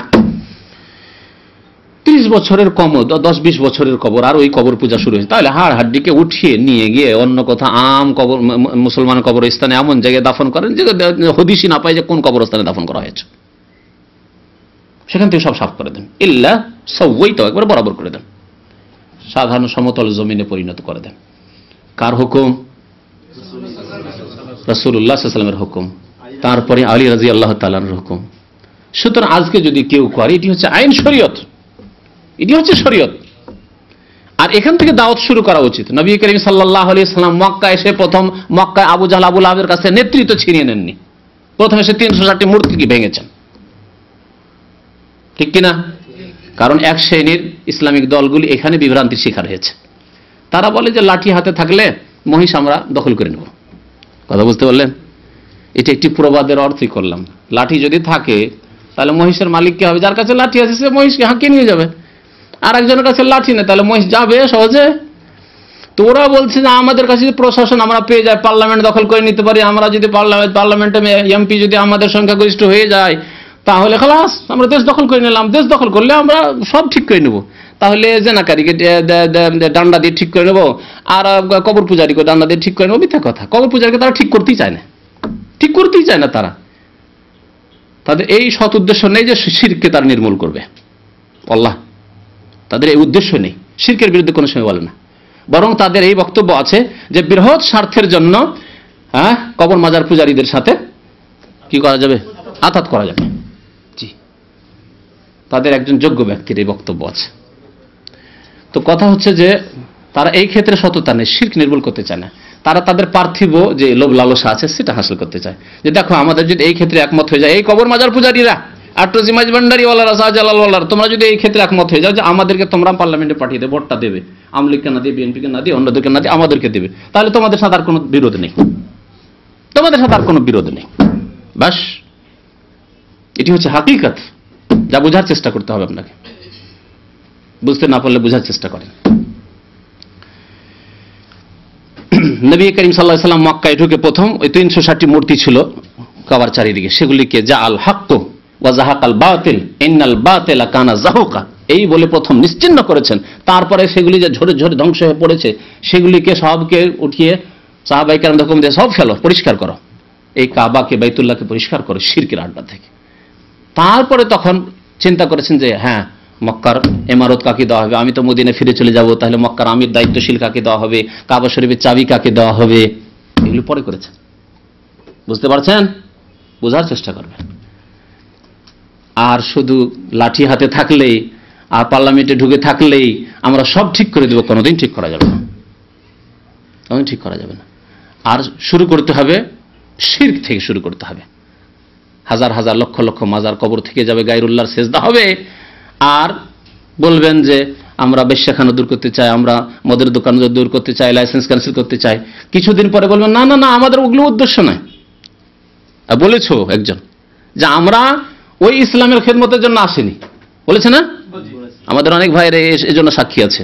হ্যাঁ, কি বলছেন? আমরা একটি বড় দলকে বড় ঠেকাইতে এসেছি, যাদের নিয়ে বেশি আশঙ্কা আছে, তাদেরকে ঠেকাইতে এসেছি। তাহলে দেখেন ধীরে ধীরে কথা, যারা শরীয়তের উপর না থাকে, কোরআন এবং হাদিসের এই যে সিরাতে মুস্তাকিম তার উপর না থাকে, তাদের কথা কিন্তু সময় সময় চেঞ্জ হতে থাকে। আর কোরআন এবং হাদিসের উপর যখন অটল থাকবেন, কথা একরকম। আমরা কবর পূজা, মাজার পূজা, মূর্তি পূজা, আল্লাহ ছাড়া অন্যের পূজাকে প্রথম মেটাতে এসেছি, যে যার জন্য আম্বিয়া এবং রসুলগণ প্রেরিত হয়েছেন, এবং রাসূলুল্লাহ সাল্লাল্লাহু আলাইহি ওয়াসাল্লাম এই সুন্নাত আমাদের মাঝে রেখে গেছেন, এই আদর্শ রেখে গেছেন। এটি হচ্ছে আদর্শ। শিরক থেকে যাবে আর নামাজ পড়ে কোনো কাজ হবে না, রোজা রেখে, হজ করে, যাকাত দিয়ে কোনো কাজ হবে না যদি শিরক, কবর, মাজার পূজা থেকে যায়। সুতরাং প্রথম তা মুছে ফেলতে হবে। এটি হচ্ছে আদেশ। আল্লাহ যেন আমাদেরকে তৌফিক দান করেন। আল্লাহ যেন ইসলামিক রাষ্ট্র সারা পৃথিবীতে কায়েম করার তৌফিক দান করেন। কোরআন এবং হাদিসের আলোকে শিরককে নিশ্চিহ্ন করা আল্লাহ তৌফিক দান করেন। আল্লাহ রাব্বুল আলামিন কাতিলুহুম হাত্তা লা ইয়াকুনা ফিতনাহ, আর নবী সাল্লাল্লাহু আলাইহি ওয়াসাল্লাম আল ফিতরাতু আশ-শিরকু, আল ফিতরাতু আশ-শিরকু, আল ফিতরাতু আশ-শিরক। অতক্ষণ পর্যন্ত তোমরা সংগ্রাম করো যতক্ষণ পর্যন্ত ফিতনা থাকবে পৃথিবীতে। আর ফিতনা তাফসীর স্বয়ং নবী সাল্লাল্লাহু আলাইহি ওয়াসাল্লাম করেছেন, ফিতনা হচ্ছে শিরক, শিরক, শিরক। এই হচ্ছে ফিতনা। সবচেয়ে বড় ফিতনা হচ্ছে ইমানের ফিতনা। শিরক থাকলে আর ইমান থাকছে না। শিরক থাকলে নামাজ পড়ে লাভ নেই, রোজা রেখে লাভ নেই, হজ করে লাভ নেই, উমরা করে লাভ নেই, যাকাত দিয়ে লাভ নেই, কোনো কাজে লাভ নেই শিরক থাকলে। আর শিরক যদি না থাকে আর নামাজ পড়ে আর কেউ কাবিরা গুনাহ করে, আল্লাহ গফুর রহিম মাফ করে দিতে পারে কোনোদিন। কিন্তু শিরকের অবস্থায় মরে গেলে কোনো ক্ষেত্রেই মাফ হবে না। ইন্নাল্লাহা লা ইয়াগফিরু আন ইউশরাকা বিহি। আর শিরকের রাস্তা হচ্ছে দুটি, একটি হচ্ছে কবর পাকা করা, কবরকে সাজসজ্জিত করা, আর একটি হচ্ছে মূর্তি বা চিত্র অঙ্কন করা, বা খোলা জায়গায় রাখা, ঝুলিয়ে রাখা, বা হেফাজতে রাখা। এসব থেকে যথাসাধ্য নিজেকে বাঁচিয়ে রাখার চেষ্টা করুন। আল্লাহ যেন আমাদেরকে নেক আমলের তৌফিক দান করেন, গুনাহ থেকে বেঁচে থাকার আল্লাহ তৌফিক দান করেন। আল্লাহ রাব্বুল আলামিন আমাদেরকে অন্যায় থেকে, পাপের কাজ থেকে যেন বাঁচিয়ে রাখেন। আমিন। সাল্লাল্লাহু আলা নবিয়িনা মুহাম্মদ ওয়া আলা আলিহি ওয়া সাহবিহি আজমাইন। চাকরিজীবীরা যারা অফিসে ফটো রাখতে বাধ্য, রাষ্ট্রপ্রধান বা সরকার প্রধানের, তারা হতে পারে কি? বাধ্য যদি করা হয় তো গুনাহ হবে না তার। কেন? অফিসের মালিক আপনি না, অফিসের একজন আপনি চাকরা, আপনি অফিসের মালিক নন, অফিসের মালিক আছে, রাষ্ট্রনেতা, তারা গুনাহগার হবে। তবে যদি আপনাকে সেজদা করতে, প্রণাম করতে, সেজদা করতে বাধ্য করায়, তাহলে চাকরি ছেড়ে দেবেন। আমি শিরক, আমি মুশরিক হব না। জি হ্যাঁ, সমস্ত চিত্রগুলি জাহান্নামে যাবে। তাহলে কোন ভাই যদি এই উদ্দেশ্যে শুধু চিত্র মানে ছবি তুলে, যারা এই আকামার তার দরকারি যেগুলো ছবি তুলে শুধু, তাদের অবস্থা বলেছি তার বললাম না, যেগুলো জায়েজ, যেই ক্ষেত্রে আপনি বাধ্য না করলে হবে না, বলেছি কথা না, ওই ক্ষেত্রে মজবুর, বাধ্য। এটা হচ্ছে এজতেরারি অবস্থা। এজতেরারি অবস্থায় আল্লাহ রাব্বুল আলামিন কোরআনে কারীমে শরীর গোশত, মুর্দা, মৃত জানোয়ার এসব খাওয়া জায়েজ করেছেন। হ্যাঁ, হরমা তারিকুল মাইতাতু ওয়াদ-দামু ওয়া লাহমুল খিনজির ওয়া মা উহিল্লা লিগাইরিল্লাহ, তারপর ইল্লা মা তুরিরতুম ইলাইহি, যদি তোমরা মজবুর হয়ে যাও, পিপাসা লেগেছে, পিপাসায় মরে যাচ্ছেন, মদ ছাড়ার কিছু নেই, হারাম বস্তু ছাড়ার কিছু নেই, এইরকম ক্ষেত্রে যেমন জায়েজ করা হয়েছে, তেমনই আপনার জন্য ছবি জায়েজ, যতটা প্রয়োজন ততটা জায়েজ। আপনার হাফ ছবি দিয়ে হচ্ছে ফুল ছবির কি দরকার? ঠিক আছে, আপনার ফুল ছবি তো কোনো জায়গায় চাকরির জন্য চাই না, তাহলে ফুল ছবির দরকার নেই। তাহলে যতটা দরকার ততটাতে সীমিত রাখতে হবে নিজের প্রয়োজনকে। এইরকমই যে কোনো হারাম কাজ, ইন্স্যুরেন্স জুয়া হারাম, কিন্তু ইন্স্যুরেন্স করতে বাধ্য করা হয়। তুমি গাড়ি চালাবে, ড্রাইভিং করবে, তোমাকে ইন্স্যুরেন্স লাজেম, না হলে তোমাকে লাইসেন্স দেওয়া হবে না, তোমাকে গাড়ি চালাতে দেওয়া হবে না, নানা সমস্যার সম্মুখীন হইতে হবে, তাহলে জায়েজ আপনার জন্য। কিন্তু যখন দেখেন যে আরামে গাড়ি চালায় না, সারা জীবন ইন্স্যুরেন্স কেন করবেন? তবে লাইফ ইন্স্যুরেন্স কেন করবেন আপনি? আপনার লাইফটা আল্লাহর উপর ছেড়ে দেন তাওয়াক্কুল করে, যে আল্লাহ আমার যে অবস্থায় হায়াত মত আছে সেটি আল্লাহর উপর তাওয়াক্কুল, ব্যাস। এই লাইফের ইন্স্যুরেন্স দাতা, জামানত দাতা একমাত্র আল্লাহ রাব্বুল আলামিন। সুতরাং ইন্স্যুরেন্স জায়েজ নয়, কিন্তু যেমন বললাম যে বাধ্য করলে, যারা বাধ্য করবে তারা জবাবদাহি করবে আল্লাহর কাছে, কি জবাব দেবে না দেবে, কিন্তু আমরা বাধ্য সেজন্য করছি। হ্যাঁ হ্যাঁ, এই ছবির কথা আরো একটি কথা, যেটা গুরুত্বপূর্ণ কথা থেকে গেছে, যে ছবি থেকে উদ্দেশ্য যেহেতু শাস্তি কাল কিয়ামতে দেওয়া হবে, কিসের? যে তুমি আত্মা দাও, তাতে আত্মা সঞ্চারিত করো। তাহলে বোঝা গেল যে এমন জীবের ছবি অঙ্কন করা হারাম না, এমন কিছুর ছবি অঙ্কন করা হারাম যাতে কি রয়েছে?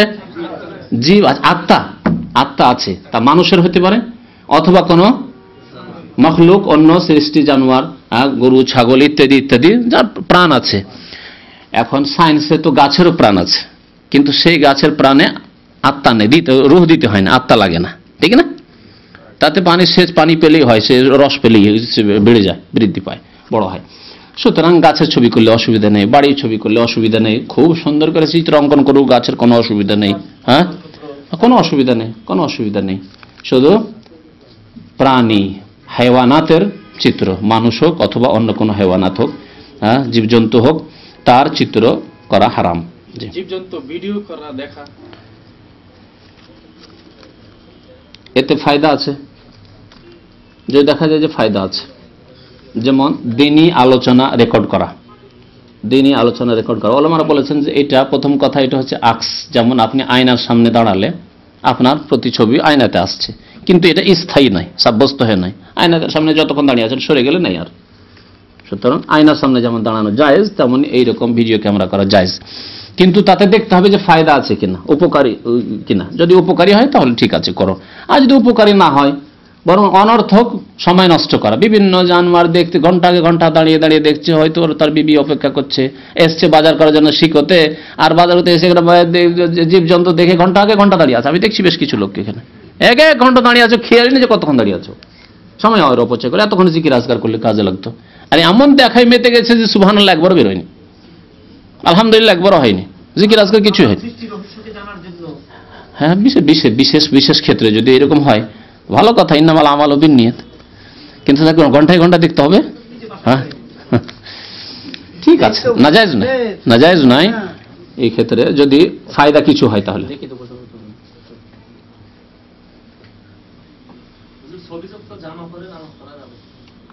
জীবের ছবি থাকলে না, খুলে দেবে। আমার ছেলে মেয়ে 4 জন, কিন্তু আমি সবার আকিকা কিসে এক সময় দিয়েছি নাকি? আকিকার মাংস এক সময় কেন দিলেন? ওই গরুর ভাগার কোনো আকিকার প্রমাণ নেই। মানুষের শুধু এমনি যুক্তিগত ফতোয়া যে কুরবানি চলছে তো আকিকা চলবে, কিন্তু নবী সাল্লাল্লাহু আলাইহি ওয়াসাল্লাম, সাহাবায়ে কেরাম কেউ করেননি এরকম আকিকা। আকিকা দিবেন খাসি দিয়ে, খাসি, বকরি, বকরা, দুম্বা, ভেড়া, ভেড়ি, এসব দিবেন, ছেলে হলে 2টি আর মেয়ে হলে 1টি করে, ভাগ নেই এতে।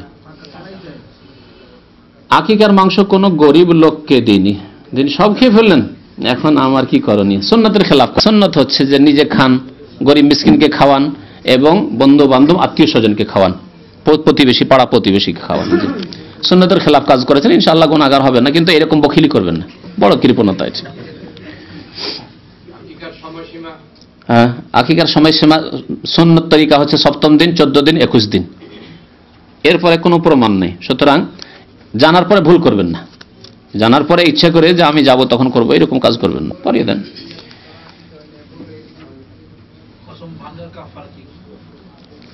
বর্তমান যুগে মোবাইল ফোনের মেমোরিতে অনেকে ছবি রাখেন, তা কতদূর শরীয়তসম্মত? মেমোরিতে যদি এর উপরে থাকে, সবসময় স্ক্রিনে থাকে, তাহলে ঠিক নয়, কিন্তু যদি সবসময় স্ক্রিন না থাকে, ভিতরে আছে, আর কখনো প্রয়োজনে সেটা প্রয়োজন পড়তে পারে, অসুবিধা নেই ইনশাআল্লাহ। বিবাহ করা ফরজ নাকি সুন্নত? মাশাআল্লাহ, বিবাহের ক্ষেত্রে দেখেছেন, কালকে রাত্রে এক ভাই জিজ্ঞেস করছিল, এই জবাব কালকে রাত্রে দিয়েছি, ওনারাই তো করেননি আবার। আচ্ছা, খেতে বসে সালাম দেওয়া যাবে কি, আর এবং জবাব দেওয়া যাবে কি, 2টি প্রশ্ন। বিবাহ করা ফরজ নাকি সুন্নত, আপনার অবস্থা আর উপর নির্ভর করছে। বিবাহ করা কখনো ফরজ আর কখনো নাজায়েজ, আর সাধারণ অবস্থায় অধিকাংশ মানুষের জন্য সুন্নত। কি বুঝলেন? 3টি হুকুম। ফরজ কখন? যখন বিবাহ না করলে গুনাহ হচ্ছে। সাবালক মানুষ এখন বিবাহ না করলে মন মানসিকতা ঠিক নেই, বাজারে গেলে শুধু ওই লেডিজ মার্কেট যেতে ইচ্ছা করে, হ্যাঁ, ওই মহিলাদের দেখতে ইচ্ছা করে, হ্যাঁ, টেলিফোন করতে ইচ্ছা করে, চাচা তো বোন মামা তো বোনদের টেলিফোন করি, আর যাচ্ছে ওতে মোবাইল বিল যাচ্ছে, হ্যাঁ, ইন্টারনেটে যখন তখন বসে না, শুধু খালাতো বোন, মামাতো বোন, ফুফাতো বোন, ভাবি আর শালি, বিয়ে তো করেননি, ইত্যাদি ইত্যাদি, বা ভাইয়ের শালি, অমক তমক, এই গল্প শুধু গল্প করতে ভালো লাগে, গুনাহ। হস্তমৈথুন ইত্যাদি ইত্যাদি, আরো গুনাহ, জেনার আশঙ্কা, চোখের জেনা, এসব হওয়ার আশঙ্কা, তাহলে বিবাহ করা ফরজ, তাহলে বিবাহ করা ফরজ। গুনাহ থেকে বাঁচা ফরজ, সেই জন্য গুনাহ থেকে বাঁচতে পারবেন বিবাহ করলে, সেই জন্য ফরজ। আর বিবাহ করা নাজায়েজ কখন? যখন কারো কাছে পুরুষত্ব থাকবে না, বিয়ে করে হক আদায় করতে পারবেন না, তখন বিবাহ করা নাজায়েজ। হুকুমটা শুনেন, গল্প না করে। আর সাধারণ অবস্থায় সাবালক হলে বিয়ে করা সুন্নত, সাবালক হলেই বিয়ে করা সুন্নত, যত তাড়াতাড়ি করতে পারেন ভালো কথা। জি। সালাম, সালাম যে কোনো অবস্থায় দেওয়া যাবে, সালাম যে কোনো অবস্থায় দেওয়া যাবে, খাওয়ার অবস্থায় দেওয়া যাবে, নামাজের অবস্থায় দেওয়া যাবে, হ্যাঁ, কোরআন তেলাওয়াতের অবস্থায় দেওয়া যাবে, পেশাব পায়খানা থেকে আছে, বাথরুমে আছে, ওর বাড়িতে গেছেন, অফিসে গেছেন, দেখছেন বাথরুমে ঢুকে গেছে, সালাম আলাইকুম বাইরে থেকে বলেন, কোনো অসুবিধা নেই, সব অবস্থায় সালাম দেওয়া যাবে। জবাব কিছু কিছু অবস্থায় দেওয়া যাবে, নামাজের অবস্থায় জবাব দেওয়া যাবে না ওয়ালাইকুম আসসালাম বলে। কোরআন তেলাওয়াতের অবস্থায় কোরআন তেলাওয়াতকে একবারে মধ্যখানে স্টপ করে দিয়ে দেওয়া যাবে না, আয়াত কমপক্ষে শেষ করতে হবে, অথবা কোরআনটা রেখে তারপর দিতে হবে। আর নাপাকি অবস্থায়, পেশাব পায়খানার অবস্থায় বাথরুমে ঢুকে আছেন, সালাম দিল, আর বাথরুমের ভিতর ওয়ালাইকুম সালাম, বসেন, আসছি না, জায়েজ না, জায়েজ না। তাহলে জবাব দেওয়া ওয়াজিব, কিন্তু জবাব তখন দেওয়া যাবে না, পরে বাথরুম থেকে বেরিয়ে জবাব দেবেন, নামাজ শেষ করে জবাব দেবেন, কোরআনের আয়াতটা শেষ করে জবাব দেবেন। আর খাওয়ার সময় সালাম দেওয়া যাবে, আর খাওয়ার সময় সালামের জবাবও দেওয়া যাবে। হ্যাঁ, কি স্যার? ওযু করছে ওই অবস্থায়? না, সব ভুল কথা। ওযুর অবস্থায় কথা যখন বলা যায় তো নেকির কথা বলা যাবে না, সালাম দিলে নেকি, হ্যাঁ, 30 নেকি, আসসালামু আলাইকুম রহমতুল্লাহি ওয়া বারাকাতুহু বলে ওয়ালাইকুম আসসালাম ওয়া রাহমাতুল্লাহি ওয়া বারাকাতুহু 30 নেকি, এটা কি করা যাবে না, কোনো অসুবিধা নেই ইনশাআল্লাহ। এগুলি সব ভ্রান্ত ধারণা, জাহেলদের ফতোয়া, জাহেলদের ফতোয়া, আর আমাদের দেশের জাহেল কিতাবগুলিতে আছে। হ্যাঁ হ্যাঁ, সব জায়গায় ফেরেশতা থাকে, এখানেও ফেরেশতা আছে, মসজিদেও ফেরেশতা আছে। জি জি জি, না ওই লোক পরে জবাব দিবে, জবাব অবশ্যই দিতে হবে। আর ওযুর সময় জবাব দিতে অসুবিধা কি? কোনো অসুবিধা নেই না। যেটা জায়েজ সেটাকে নাজায়েজ মনে করে বিদআত। আরেকটি কথা মনে হয়, যেটা জায়েজ সেটাকে নাজায়েজ মনে করা বিদআত। তাহলে ওযুর অবস্থায় ওয়ালাইকুম আসসালাম বলা যাবে, কেউ যদি না আমি এখন দেবো না, ওযু করে দেবো, তাহলে বিদআত। আপনার জন্য গরুর গোশত খাওয়া জায়েজ, খান না, সে রুচি হয় না, খান না। যদি বলেন না না না খাওয়া ঠিক নয়, তাহলে বিদআত। বুঝতে পেরেছেন? হ্যাঁ। ওয়া সাল্লাল্লাহু আলা নবিয়িনা মুহাম্মদ ওয়া আলা আলিহি ওয়া সাহবিহি আজমাইন।